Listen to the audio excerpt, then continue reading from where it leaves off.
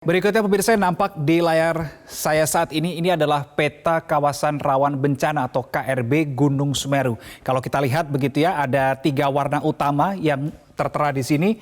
Yang pertama adalah warna merah tua, warna merah muda, dan juga warna kuning itu sendiri di sini.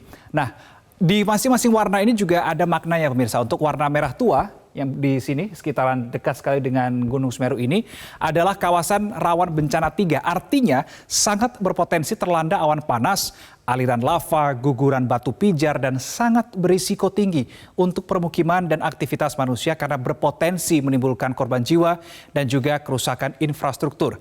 Kemudian untuk warna merah muda, ini termasuk kawasan rawan bencana 2, artinya kemungkinan tinggi terlanda awan panas, aliran lava, guguran batu pijar sebagai perluasan KRB 3 atau yang di warna merah tua jika terjadi pertumbuhan kubah lava yang cepat. Sementara untuk warna kuning yang ada di berbagai sisi ini adalah termasuk kawasan rawan bencana 1, artinya berpotensi terlanda lahar. Nah, berdasarkan data dari BNPB, pemirsa kemarin mengatakan bahwa ada 5 desa yang setidaknya ini terdampak di erupsi kemarin. Di antaranya Desa Supiturang dan juga Desa Sumber Urip. Kita akan lihat Desa Supiturang, ini berada di lokasi ini, kemudian Desa Sumber Urip. Kalau kita melihat di Desa Supiturang dan Desa Sumber Urip, ini berarti masih masuk di KRB 2 karena apa? Karena lokasinya berada di warna merah muda. Tapi ini adalah yang terdekat juga, salah satu desa terdampak yang terdekat dengan jarak luncur dari awan panas guguran Gunung Semeru kemarin. Kemudian juga 3 desa lainnya adalah Desa Penanggal, Desa Sumberwuluh, dan juga Desa Pasirian. Kita akan coba cari. Desa Penanggal ada di sini, ya, tidak masuk di salah satu dari 3 warna ini, dia masuk di area abu. Kemudian Desa Pasirian ada di sini, juga tidak masuk di warna merah tua, merah muda ataupun warna kuning.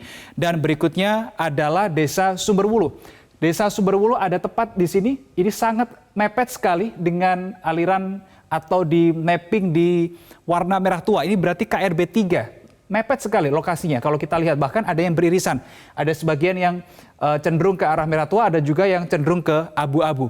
Nah, ini berarti apa? Ini berarti peta kawasan rawan bencana Gunung Semeru atau peta KRB ini sudah sesuai dengan bahaya yang kemungkinan saja muncul. Karena apa yang peta KRB dengan realisasinya ini pun juga sejalan. Jadi kalau kita melihat juga ada beberapa desa lain yang juga berada di zona merah muda, seperti halnya ada Desa Oro-Oro Ombo, kemudian juga di kawasan Pronojiwo, dan untuk di kawasan Jugosari ini juga berada di wilayah KRB 2. Ini Jugosari, kemudian Pronojiwo ini juga berada di sini.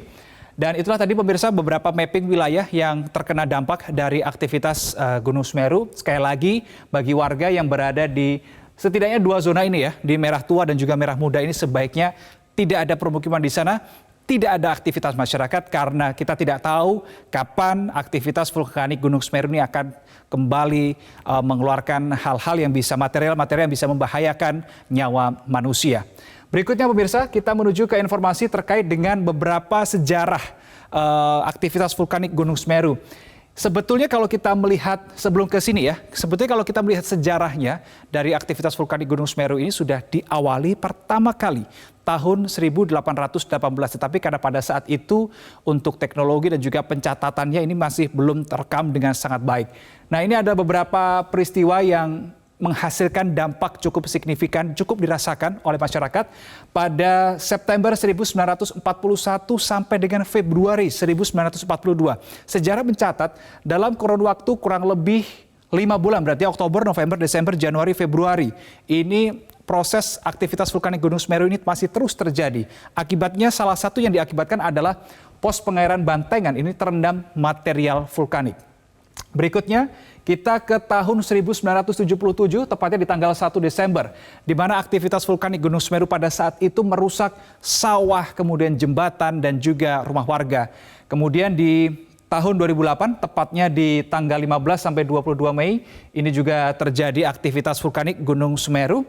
Dan berikutnya adalah yang terjadi di tahun lalu, di mana kita bisa tahu bahwa tanggalnya sama ya, persis 4 Desember tapi berbeda tahun, 2021 dan 2022 di tahun ini.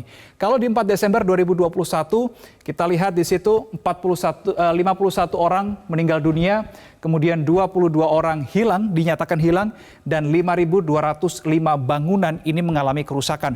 Baik itu merupakan rumah warga ataupun dari fasilitas umum yang biasa digunakan oleh masyarakat. Seperti yang tadi dilaporkan oleh rekan kami Anwar Fuadi di Lumajang, Jawa Timur, bahwa Pemkab Lumajang juga disupport, juga bersinergi dengan Pemprov Jawa Timur mengadakan atau mendirikan hunian tetap bagi para warga terdampak erupsi atau awan panas guguran Gunung Semeru pada tanggal 4 Desember 2021. Dari 1.900 rumah yang sudah jadi, baru terisi 1.200.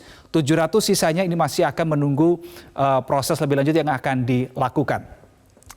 Berikutnya pemirsa, terkait dengan erupsi atau awan panas guguran yang terjadi di kemarin tanggal 4 Desember 2022, setidaknya ada 2 hoax yang muncul. Yang pertama adalah bahwa awan panas guguran Semeru itu memicu tsunami, dan yang kedua adalah tsunami ini bisa sampai ke Jepang. Nah, saya akan paparkan datanya begitu ya. Sudah dipastikan oleh pihak PVMBG bahwa informasi ini adalah informasi yang hoax. Untuk hoax yang pertama, bahwa awan panas guguran Gunung Semeru bisa menimbulkan tsunami. Ada data bahwa Gunung Semeru ini merupakan gunung api darat dengan jarak yang cukup jauh dari laut. Sehingga potensi letusan, kalaupun itu terjadi, tidak akan sampai ke laut dan tidak bisa membangkitkan tsunami. Bahkan beberapa waktu yang lalu saya sempat mewawancarai ahli vulkanologi dan geologi Surono yang mengatakan bahwa satu-satunya syarat untuk bisa menimbulkan tsunami kalau ada aktivitas vulkanik adalah gunung api itu harus ada di laut. Nah, Gunung Semeru ini ada di darat. Jadi ini jelas sekali merupakan informasi yang palsu atau informasi hoax. Kemudian hoax yang kedua, menimbulkan tsunami sampai ke Jepang. Nah, kita tahu bahwa posisi Gunung Semeru ini berada di selatan Pulau Jawa. Jika terjadi longsoran di pantai selatan Jawa akibat aktivitas vulkanik, maka kecil kemungkinan tsunami yang terjadi bisa sampai ke Jepang. Karena apa? Karena tentu saja itu sudah terhalang gugusan pulau yang ada di Indonesia. Dan pemirsa, itulah tadi sejumlah data dan fakta terkait dengan aktivitas vulkanik Gunung Semeru yang masih fluktuatif sampai dengan saat ini. Statusnya levelnya juga masih sampai dengan siang hari ini di level 4 atau awas. Tentu kita harus memperhatikan, memenuhi semua himbauan yang diberikan oleh pihak pemerintah. Jangan ada permukiman, jangan ada aktivitas masyarakat. Sampai tadi siang kami juga masih mendapatkan informasi ada satu bangunan pondok pesantren berisi 16 santri berada di zona merah di kawasan Gunung Semeru ini masih enggan untuk dievakuasi. Tentu keselamatan menjadi harga mati, diperlukan upaya-upaya yang humanis, pendekatan-pendekatan yang lebih humanis lagi oleh pihak pemerintah dan juga aparat terkait untuk mau membujuk 16 santri ini sementara waktu untuk mengevakuasi diri. Dan yang berikutnya adalah tidak hanya berhenti di langkah pemerintah saja, tetapi butuh kerjasama dari masyarakat. Pemirsa, demikianlah akhir dari paparan saya terkait dengan di segmen At Large, awas aktivitas vulkanik Semeru.